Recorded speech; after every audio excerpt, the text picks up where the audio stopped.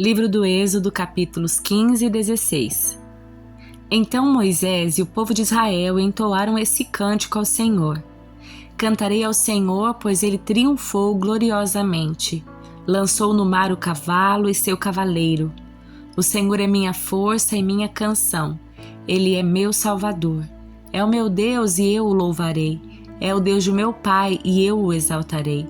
O Senhor é guerreiro, Javé é seu nome. Lançou no mar os carros de guerra e as tropas do faraó. Os melhores oficiais egípcios se afogaram no Mar Vermelho.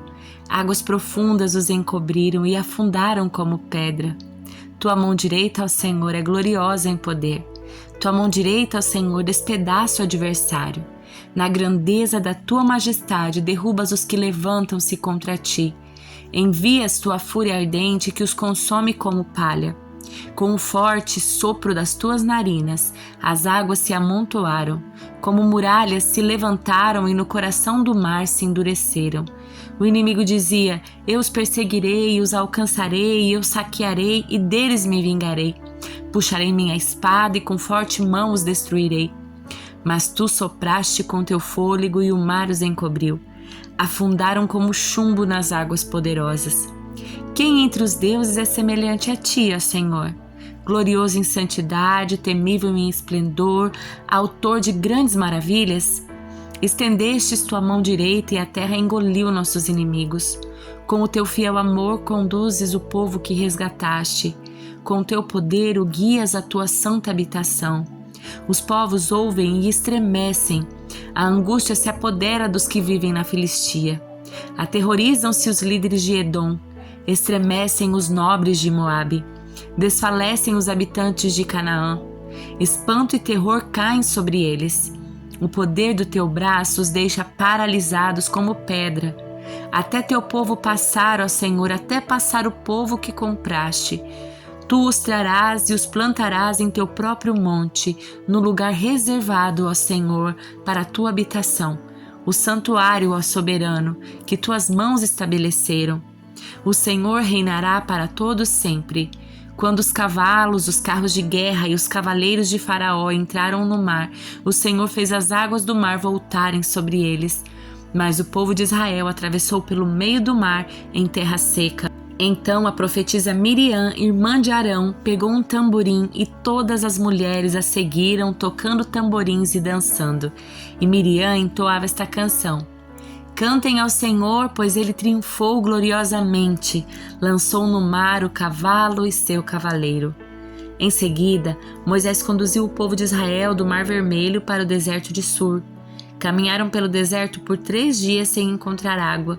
Quando chegaram a Mara, descobriram que a água era amarga demais para beber. Por isso chamaram aquele lugar de Mara. O povo começou a se queixar e se voltou contra Moisés. O que beberemos? Perguntavam. Então Moisés clamou ao Senhor, e o Senhor lhe mostrou um pedaço de madeira. Moisés o jogou na água e ela se tornou boa para beber. Foi em Mara que o Senhor instituiu o seguinte decreto como norma para provar a fidelidade do povo. Ele disse: se ouvirem com atenção a voz do Senhor seu Deus e fizerem o que é certo aos olhos dele, obedecendo aos seus mandamentos e cumprindo todos os seus decretos, não os farei sofrer nenhuma das doenças que enviei sobre o Egito, pois eu sou o Senhor que os cura.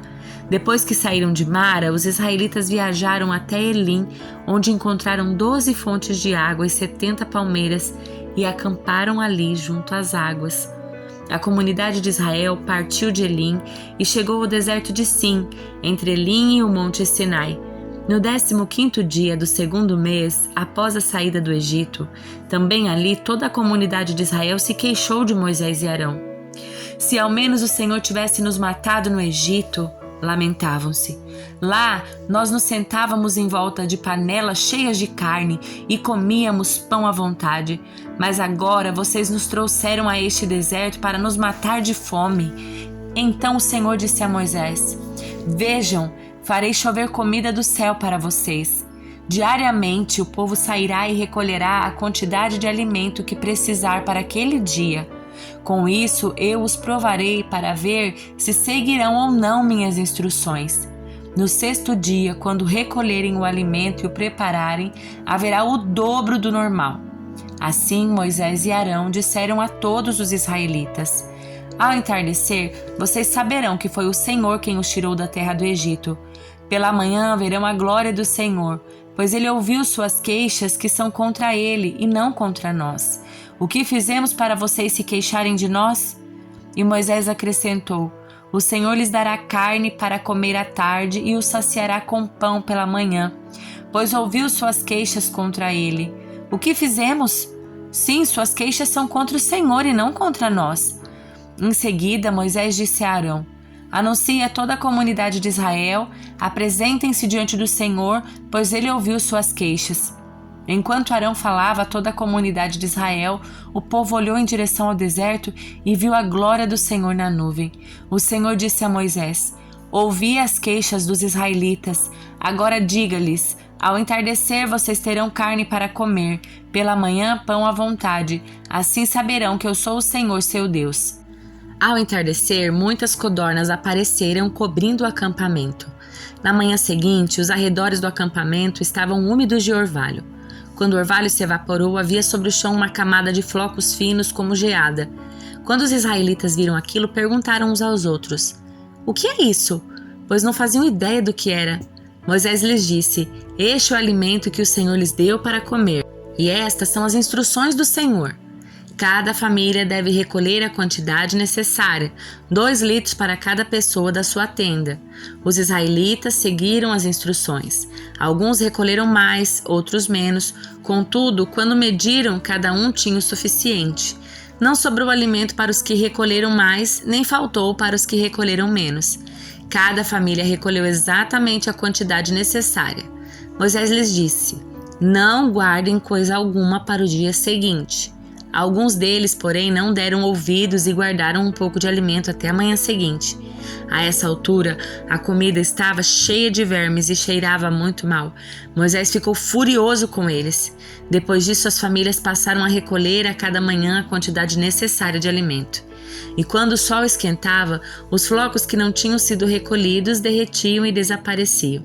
No 6º dia, recolheram o dobro do habitual, ou seja, 4 litros para cada pessoa. Então todos os líderes da comunidade se dirigiram a Moisés e o informaram a esse respeito. Moisés lhes disse: Foi o que o Senhor ordenou. Amanhã será um dia de descanso, o sábado consagrado para o Senhor. Portanto, assem ou cozinhem hoje a quantidade que desejarem e guardem o restante para amanhã. Eles separaram uma porção para o dia seguinte, como Moisés havia ordenado. Pela manhã, a comida restante não tinha mau cheiro nem vermes. Moisés disse: Comam um alimento hoje, pois é o sábado do Senhor.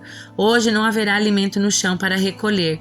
Durante 6 dias vocês podem recolher o alimento, mas o 7º dia é o sábado, quando não haverá alimento algum no chão. Ainda assim, algumas pessoas saíram para recolher-o no 7º dia, mas não o encontraram. O Senhor disse a Moisés: Até quando esse povo se recusará a obedecer às minhas ordens e instruções? Entendam que o sábado é um presente do Senhor para vocês. Por isso, no 6º dia, ele lhes dá uma porção dobrada de alimento, suficiente para 2 dias. No sábado, cada um deve ficar onde está. Não saiam para recolher alimento no 7º dia. No 7º dia, portanto, o povo descansou. Os israelitas chamaram aquela comida de maná. Era branco como a semente de coentro e tinha gosto de massa folhada de mel. Então Moisés disse: É isso que o Senhor ordenou. Encham uma vasilha de 2 litros com maná e preservem-na para seus descendentes. Assim, as gerações futuras poderão ver o alimento que eu lhe dei no deserto quando o libertei do Egito. Moisés disse a Arão: Pegue uma vasilha e encha com 2 litros de maná. Em seguida, coloque-as diante do Senhor a fim de preservar o maná para as gerações futuras. Arão fez conforme o Senhor havia ordenado a Moisés e colocou a vasilha de maná diante das tábuas da aliança para guardá-la. Os israelitas comeram maná durante 40 anos até chegarem à terra onde se estabeleceriam. Comeram maná até chegarem à fronteira da terra de Canaã. A vasilha usada para medir o maná continha um homer, que era a 10ª parte da medida padrão. Salmo de número 17. Oração de Davi. Ouve, Senhor, minha súplica por justiça. Atende a meu clamor por socorro. Escuta minha oração, pois ela vem de lábios sinceros. Declara-me inocente, pois teus olhos veem com imparcialidade. Tu puseste à prova meus pensamentos. Durante a noite examinaste meu coração. Tu me sondaste e não encontraste nenhum mal. Estou decidido a não pecar com minhas palavras. Quanto ao modo de agir, segui teus mandamentos, que me guardam de imitar as ações de pessoas cruéis. Meus passos permaneceram em teu caminho, meus pés não se desviaram dele. Clamo a ti, ó Deus, pois sei que responderás. Inclina-te e ouve minha oração. Mostra-me as maravilhas do teu amor com o teu poder. Tu livras os que buscam em ti refúgio dos inimigos. Protege-me como a menina dos teus olhos, esconde-me à sombra das tuas asas. Guarda-me dos perversos que me atacam, dos inimigos mortais que me cercam. Eles não têm compaixão. Ouve como contam vantagem. Seguem meus passos e me rodeiam prontos para me derrubar. São como leões famintos, ansiosos para me despedaçar, como jovens leões escondidos de tocaia. Levanta-te, ó Senhor, enfrenta-os e faz-os cair de joelho. Com tua espada, livra-me dos perversos. Pelo poder da tua mão, Senhor, destrói os que buscam nesse mundo sua recompensa. Satisfaz, porém, a fome dos que são preciosos a ti. Que os filhos deles tenham fartura e deixem herança para os netos, porque sou justo, verei a ti. Quando acordar, te verei face a face e me satisfarei. Evangelho de Marcos, capítulo 5. Jesus exerce autoridade sobre demônios. Assim, chegaram ao outro lado do mar, a região dos Gerazenos. Quando Jesus desembarcou, imediatamente um homem possuído por um espírito impuro saiu do cemitério e veio ao seu encontro. Esse homem morava entre as cavernas usadas como túmulos e ninguém conseguia detê-los, nem mesmo concorrentes. Sempre que era acorrentado e algemado, quebrava as algemas dos pulsos e despedaçava as correntes dos pés. Ninguém era forte o suficiente para dominá-lo. Dia e noite vagava entre os túmulos e pelos montes, gritando e cortando-se com pedras. Quando o homem viu Jesus, ainda a certa distância, correu ao seu encontro e se curvou diante dele. Então soltou um forte grito: "Por que vem me importunar, Jesus, Filho do Deus Altíssimo? Em nome de Deus, suplico que não me torture." Pois Jesus já havia falado ao espírito: "Saia deste homem, espírito impuro." Jesus lhe perguntou: "Qual é seu nome?" Ele respondeu: "Meu nome é Legião, porque há muitos de nós dentro desse homem." E os espíritos impuros suplicaram repetidamente que ele não os enviasse a algum lugar distante. Havia uma grande manada de porcos pastando num monte ali perto. "Mande-nos para aqueles porcos", imploraram os espíritos. "Deixe que entremos neles." Jesus lhes deu permissão. Os espíritos impuros saíram do homem e entraram nos porcos, e toda a manada, cerca de 2.000 porcos, se atirou pela encosta íngreme do monte para dentro do mar e se afogou. Os que cuidavam dos porcos fugiram para uma cidade próxima e para os seus arredores, espalhando a notícia. O povo correu para ver o que havia ocorrido. Chegaram até onde Jesus estava e viram um homem que tinha sido possuído pela legião de demônios. Estava sentado ali, vestido em perfeito juízo, e todos tiveram medo. Então os que presenciaram os acontecimentos contaram aos outros o que havia ocorrido com o homem que estava possuído por demônios e com os porcos. A multidão começou a suplicar que Jesus fosse embora da região. Quando Jesus entrava no barco, o homem que tinha sido possuído por demônios implorou para ir com ele. Jesus, porém, não permitiu e disse: "Volte para sua casa e para sua família e conte-lhes tudo o que o Senhor fez por você e como ele foi misericordioso." Então o homem partiu e começou a anunciar pela região das 10 cidades quanto Jesus havia feito por ele. Todos se admiravam do que ele dizia. Jesus entrou novamente no barco e voltou para o outro lado do mar, onde uma multidão se juntou ao seu redor na praia. Então chegou um dos líderes da sinagoga local, chamado Jairo. Quando viu Jesus, prostrou-se a seus pés e suplicou repetidas vezes: "Minha filhinha está morrendo, por favor venha, ponha as mãos sobre ela, cure-a para que ela viva." Jesus foi com ele e todo o povo seguiu, apertando-se ao seu redor. No meio da multidão estava uma mulher que havia 12 anos sofria de hemorragia.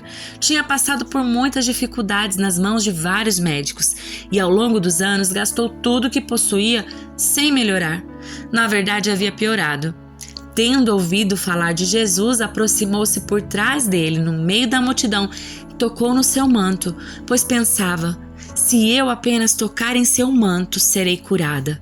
No mesmo instante, a hemorragia parou e ela sentiu em seu corpo que tinha sido curada da enfermidade. Jesus imediatamente percebeu que dele havia saído o poder, por isso virou-se para a multidão e perguntou: "Quem tocou em meu manto?" Seus discípulos disseram: "Veja a multidão que o aperta de todos os lados. Como o Senhor ainda pergunta quem tocou em mim?" Jesus, porém, continuou a olhar ao redor para ver quem havia feito aquilo. Então a mulher, assustada e tremendo pelo que tinha acontecido, veio e, ajoelhando-se diante dele, contou o que havia feito. Jesus lhe disse: "Filha, a sua fé a curou. Vá em paz, seu sofrimento acabou." Enquanto Jesus ainda falava com a mulher, chegaram mensageiros da casa de Jairo, o líder da sinagoga, e lhe disseram: "Sua filha morreu. Para que continuar incomodando o mestre?" Jesus, porém, ouviu essas palavras e disse a Jairo: "Não tenha medo, apenas creia." Então Jesus deteve a multidão e não deixou que ninguém o acompanhasse, exceto Pedro, Tiago e João, irmão de Tiago. Quando chegaram à casa do líder da sinagoga, Jesus viu um grande tumulto com muito choro e lamentação. Então entrou e perguntou: "Por que todo esse tumulto e choro? A criança não morreu, está apenas dormindo." A multidão riu de Jesus. Ele, porém, fez todos saírem e levou o pai e a mãe da menina e os 3 discípulos para o quarto onde ela estava deitada. Segurando-a pela mão, disse-lhe: "Talita cumi", que quer dizer: "Menina, levante-se." A menina, que tinha 12 anos, levantou-se de imediato e começou a andar. Todos ficaram muito admirados. Jesus deu ordens claras para que não contassem a ninguém o que havia acontecido e depois mandou que dessem alguma coisa para a menina comer.